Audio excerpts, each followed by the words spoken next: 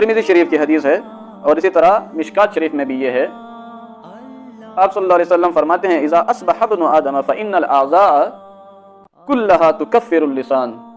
जब बनी आदम यानी आदम की औलाद यानी इंसान जब सोकर जागता है, बेदार होता है सुबह सवेरे, तो इसके तमाम आज़ा वो आजिज़ी के साथ ज़बान से ये अर्ज़ करते हैं, ज़बान को ये दरख्वास्त पेश करते हैं कि इत्तक़िल्लाह फ़ीना, हमारे बारे में डर। फ़इन्नमा नहनु बिका, वो इसलिए कि हम तो तुम्हारे साथ होते हैं।